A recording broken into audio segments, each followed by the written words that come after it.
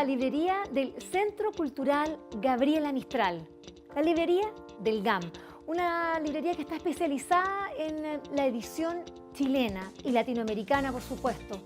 ¿Qué es la edición? Es un oficio, es una profesión, pero sobre todo es una vocación.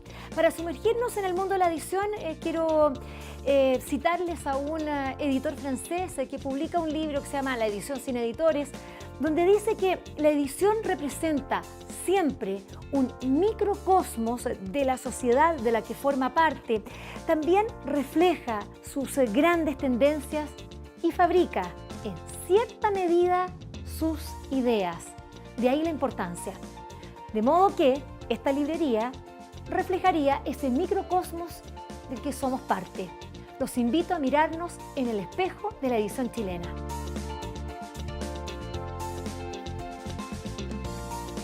Pero no siempre la edición ha sido como la conocemos hoy. De hecho, en los últimos 50 años cambió de ser un oficio más bien artesanal a este enormemente industrializado que es hoy. Esas son las dos caras de la moneda que conoceremos en el programa de hoy. Visitaremos primero a Paulo Stachewski de la editorial LOM y luego a Melanie Josh, quien trabaja en el sello Penguin Random House, acaso el más grande de Occidente.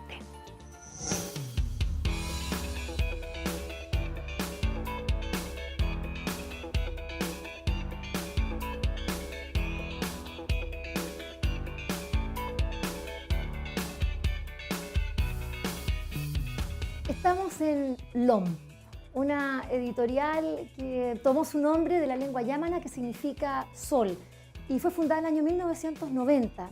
Y desde entonces han venido publicando libros particularmente de autores chilenos y latinoamericanos. De modo que, si seguimos lo que decía Schifrin, este es un microcosmos de lo que ha pasado en el Chile de la postdictadura. Paulo Stachewski, con quien voy a conversar a continuación, es periodista, colega, fotógrafo, y es uno de los más activos promotores del libro y la lectura en nuestro país.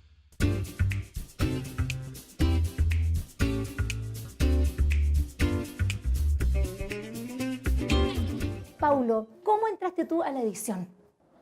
Terminamos de estudiar con Silvia del 89, era el fin de la dictadura y el inicio de esa larga transición, y poder trabajar en torno al libro era como un anhelo enorme, es decir, poder cargar de sentido y poner y dar un espacio a pensamiento crítico, mantener viva la memoria.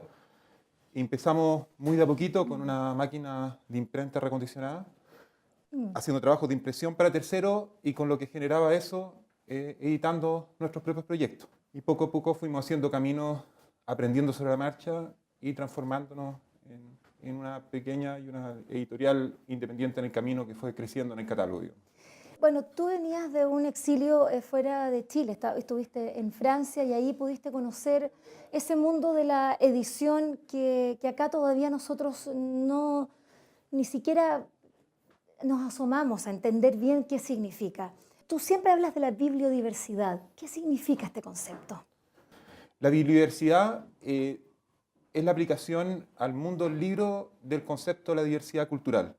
Es decir, a fines de los 90 se levanta un gran movimiento desde la cultura y desde algunos estados, Canadá, Francia, en defensa que la cultura no puede estar subsumida a las lógicas comerciales. La lógica del mercado lleva a una enorme concentración en el mundo de la cultura, una de las mayores expresiones del cine, donde casi el 90% de las pantallas de cine en el mundo está controlada por el cine de Hollywood, que es un cine interesante sin duda, pero solamente representa un 8-7% de la producción mundial. Y es necesario dar espacio a la diversidad de la producción de los diferentes países. Y eso también ocurre en el libro.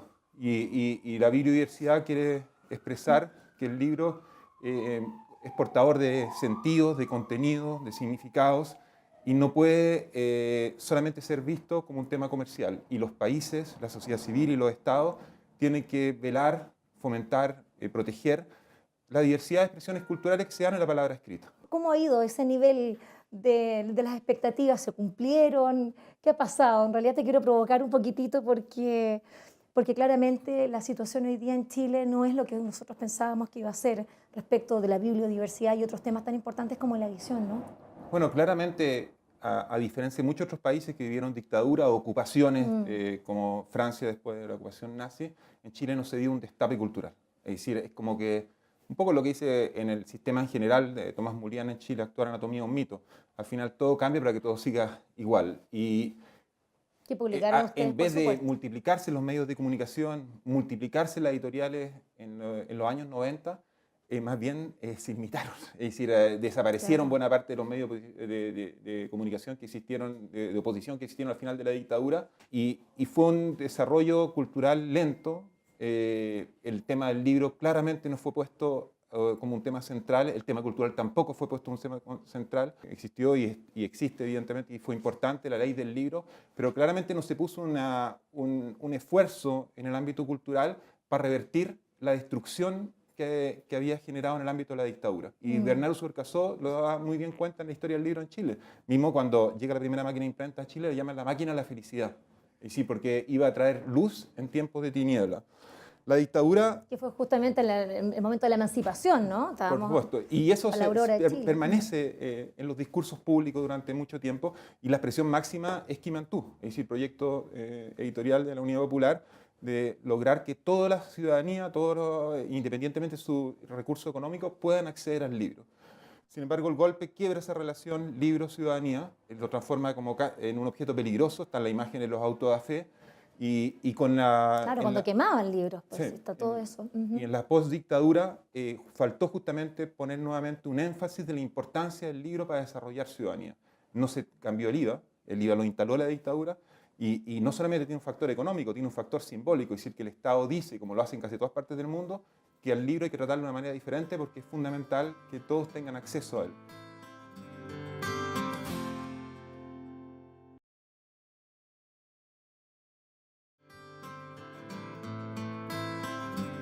Pero hoy día, como dices tú, se ha producido una especial efervescencia editorial.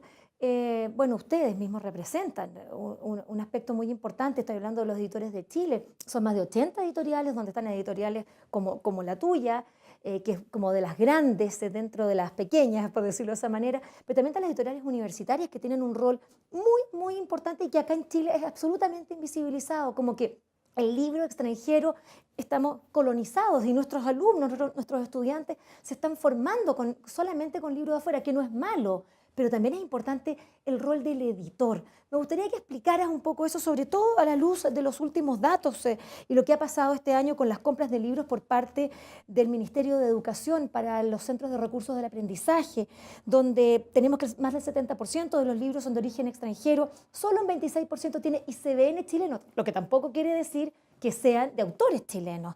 Y luego de los 6 títulos que seleccionaron, que se van a comparar más de 9.000 ejemplares, que es como ahí donde está lo importante, bueno, que son los libros para el profesor, 5 son de autores son españoles y 3 de un mismo autor. ¿Es eso bibliodiversidad? No, yo creo que lamentablemente las compras públicas son un reflejo del colonialismo cultural que nos domina. Es decir, una y otra vez se destaca, y también en la prensa, lo que viene de España, lo que viene de Estados Unidos, y se margina, se silencia la producción local. Es fundamental, sin duda, tener acceso a la producción de los otros países, la producción intelectual europea, la producción intelectual latinoamericana, la producción intelectual también africana y asiática, pero también es absolutamente necesario potenciar la producción local. Hoy día la gran riqueza a nivel mundial se produce en la industria del derecho de autor. Y Chile y la mayoría de los países latinoamericanos quedamos asignados a ser meros exportadores de materias primas. Y lamentablemente el CRA es la principal compra después de los libros de texto en el país y que alimenta la biblioteca de más de 10.000 colegios. Una y otra vez margina la producción local. Hicimos estudios que son cifras que se solicitaron a través de transparencia pública, y las compras, por ejemplo, del año 2012-2013 tenían un 70% de presencia del libro extranjero y esencialmente español.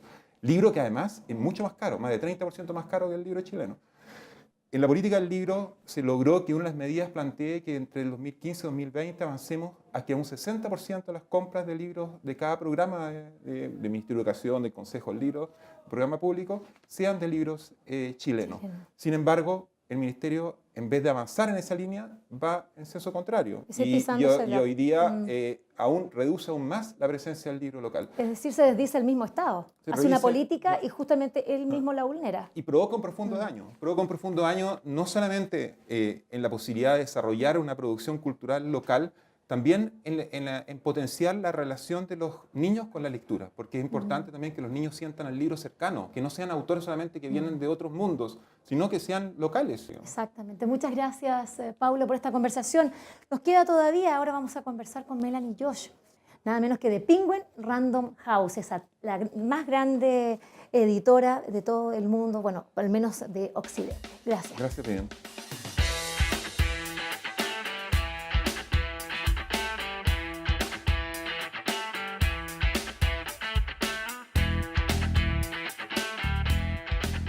Estamos en el barrio Conchitoro, en el sector poniente de Santiago, donde hace 200 años vivía la aristocracia y también la naciente burguesía chilena, que claro, se habían enriquecido producto de la explotación del salitre, del trigo, también del cobre. El Chile de entonces era un mundo donde el libro era un signo de estatus. Todas estas casas, así de preciosas por fuera, lucían en su interior exuberantes bibliotecas, cuyos dueños se jactaban de ellas, las cuidaban, mimaban sus libros, los empastaban. La conversación con Paulo Zlachewski nos permitió entender una cara o una parte de lo que es la edición chilena. Nos falta la otra, la de las transnacionales. Estos grupos que concentran una gran cantidad de sellos, unos muy buenos y otros claramente deficientes. Pero todos los editores, pequeñitos, medianos o los enormes, todos van en busca del lector perdido. En un país donde la lectura es un pasatiempo que no da ningún prestigio social y donde además es castigada con un 19% de impuesto, que es el IVA.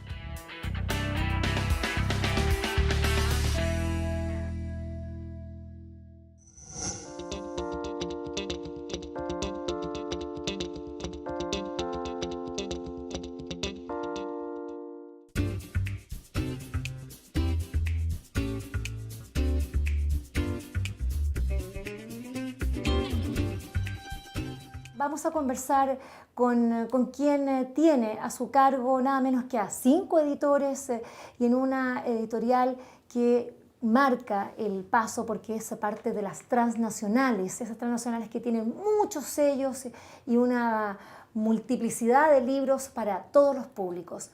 Melanie, me gustaría que compartieras con nosotros cómo ha sido para ti como mujer estar en un puesto como este, cuando es inédito, eres la primera mujer que está en este cargo.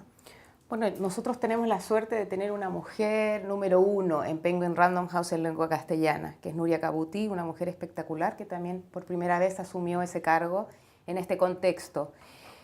Bueno, es delicioso poder tener esta oportunidad y trabajar en un contexto maravilloso en donde realmente puedes hacer mucho porque publicamos un montón de libros, también muchos libros nacionales, no solamente internacionales. No ha sido fácil, evidentemente, para las mujeres siempre es mucho más difícil que para los hombres, creo yo. Acabamos de publicar un librito muy pequeño que se llama Todos deberíamos ser feministas, de una autora maravillosa nigeriana, Chimamanda Ngozi. Y allí ella explica en el contexto nigeriano, que de verdad que si tú lo lees piensas este es el mismo contexto chileno, lo difícil que es para una mujer siempre salir adelante y hacer lo que para otros es bastante más fácil, creo yo. En tu caso hubo una especialización, tú te fuiste en el año 2006 a Barcelona, allí ingresaste a uno de los sellos más prestigiosos en el mundo editorial de la lengua castellana, que es el Círculo de Lectores de Galaxia Gutenberg. ¿Con quiénes te formaste ahí? ¿Qué te permitió decidir que esto era lo que tú querías hacer? Porque recordémoslo, tú fuiste una periodista muy destacada en el medio nacional. Muchas gracias por eso. La verdad es que empecé trabajando como periodista muy joven aquí en Chile en un momento difícil, porque eran los primeros años de la transición, donde realmente no se podía hacer mucho, ni se podía decir mucho, y había mucha censura todavía, y había mucha autocensura. Entonces un día me aburrí realmente de no poder seguir haciendo periodismo tal como yo pensaba que debía hacerse. Y me fui a España y allí se me abrió el mundo, porque yo llegué al mundo editorial y tuve la posibilidad de trabajar enseguida en una muy buena editorial, que es Galaxia Gutenberg. En su momento era como la joya de la corona del mundo editorial español, y aprendí muchísimo. Se me abrió el mundo en el sentido de también ver y descubrir que uno podía vivir haciendo libros, o sea, encontré mi pasión.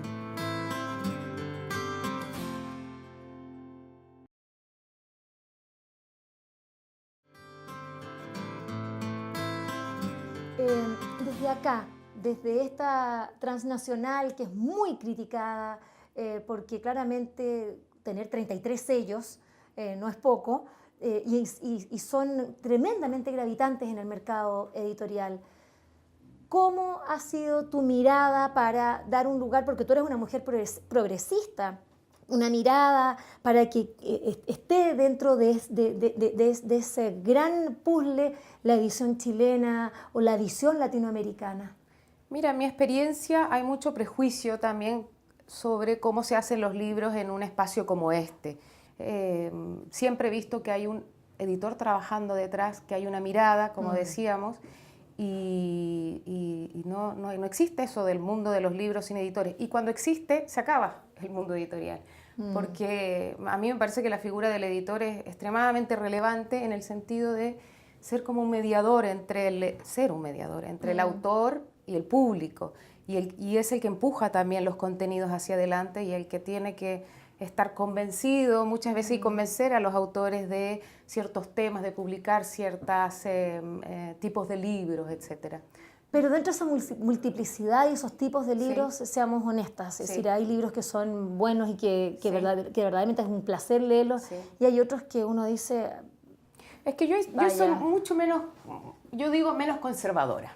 Yo creo que la entrada al mundo del libro y a la escritura puede venir por muchos territorios distintos. Entonces, yo creo que los editores tenemos que estar muy en la vanguardia, y siempre ha sido así, ¿eh? Cuando lees las memorias póstumas de Kurt Wolff, el gran escritor de los expresionistas alemanes que descubrió nada menos que a Kafka, digamos. Él decía esto mismo, o sea, hay que tener una actitud de mirada hacia el futuro, y a veces donde tú no ves, o donde la academia, por ejemplo, no ve algo de valor, nosotros los editores sí lo vemos y abrimos camino. Hay uno, perdona que te interrumpa, pero justamente acá viendo este libro y el fenómeno de ventas que ha sido Baradit, bueno, la academia ha sido tremendamente crítica y claro, la vemos manifestarse en los diarios con toda la fuerza que no han tenido para manifestar sus propios temas también, seamos honestos, porque es decir, sale Baradit con esta historia secreta de Chile diciendo que bueno, la rechazan, ¿no? La manera de cómo enfrenta nuestra historia. ¿Cómo ves ese fenómeno tú que ha pasado con Baradit y en general cuando la academia se molesta con autores? Mira, para nosotros Jorge Baradit es un autor importantísimo, y en cuanto a los historiadores que han salido en la prensa a criticarlo, me parece que están equivocados, porque Jorge Baradit jamás se ha autodenominado historiador. Jamás ha pretendido hacer historia ni comprobar las verdades de la historia, sino que acercar la historia a la gente. Entonces, sí, yo creo que es como que se ha dado una buena instancia para preguntarnos y mirar el escenario. Yo soy más optimista, yo veo que cada libro son mundos y universos que se nos abren.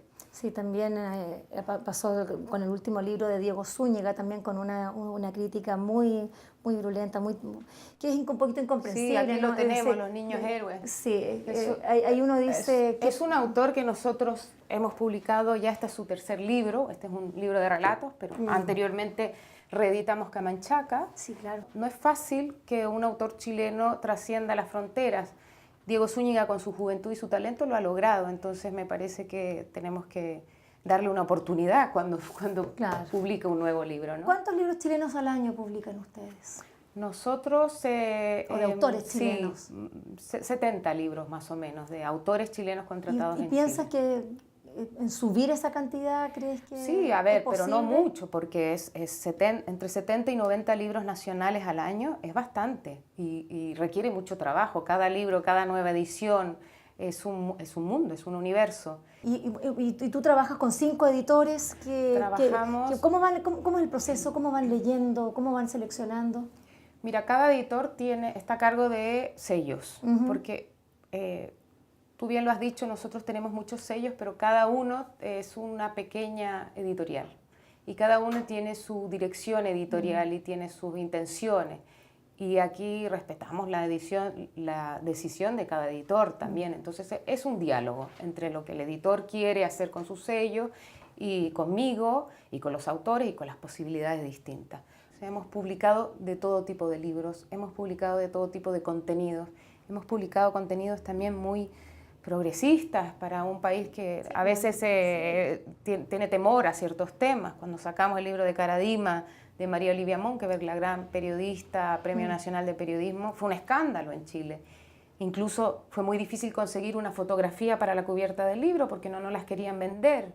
Entonces, te digo, o sea, en el contexto en el que vivimos, la libertad que tenemos nosotros aquí para publicar lo que queramos, contratar lo que queramos. Herrero, sin más. Es otro gran ejemplo. Edwards, sí, ¿no? Una gran biografía que fue muy premiada, por suerte, respaldada por los premios literarios del Consejo del Libro y del Premio Municipal de Literatura.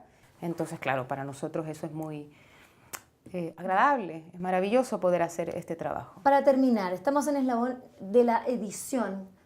Dentro de la cadena del libro, ¿qué eslabones ves tú que son los más frágiles y los que debemos preocuparnos?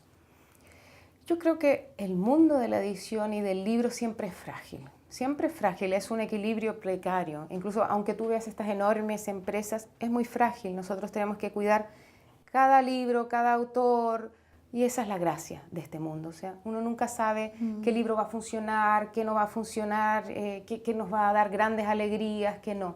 Aunque estamos en una situación mucho mejor que cuando terminó la dictadura, que no había nada. Después de 17 años de dictadura, en el mundo del libro no había nada, o sea, era un páramo. Visitábamos bibliotecas públicas donde durante 17 años no habían llegado libros, porque no había ítem de compra de libros durante los años de la dictadura. Entonces llegamos a bibliotecas donde lo que llenaban las estanterías de las bibliotecas públicas eran tomos del Banco Central que se enviaban para llenar las estanterías. Esa era la realidad del país y es verdad. Y desde eso a esto hemos avanzado muchísimo, tenemos que ver todo lo que ha cambiado en el país. Ciertamente que nos falta muchísimo por avanzar y de ahí la importancia de estas conversaciones urgentes sobre la lectura y el libro en Chile. Y me gustaría terminar recomendándote un libro, Melanie. Muy bien. Como editora, creo que Graciela Guinao escribió esta novela con mucha prosa, es una prosa poética, se llama Catrilev, hija de un Ulmen Huilliche. Es el relato de su vida allá en el Buta Huillimapu, lo que nosotros conocemos hoy día como Osorno. Y es la historia de su bisabuela, de Catrilev, quien, dentro de la tradición mapuche fue raptada, luego violada por su marido y después fue botada, esta figura de la devuelta. Y lo que narra acá es la historia de mujeres que resisten y cómo ella finalmente logra sobreponerse y es su nieta o su bisnieta quien viene a contarnos lo que es parte de nuestra historia nacional. Precioso. Así que te recomiendo Además, muchísimo ese una libro. historia de mujeres que ya me interesa de antemano. Muchas gracias. Gracias a ti, Vivi. Gracias. Y nosotros nos reencontramos en el siguiente eslabón de la cadena del libro. En el programa de hoy conversaremos sobre la distribución de los libros en Chile. Ciertamente el Estado es el mayor comprador de libros en este país. Donde un libro que puede ser muy bueno, pero no lo ve nadie. Entonces, ¿cómo hacemos para que ese libro lo conozca más gente? Sí, no es fácil.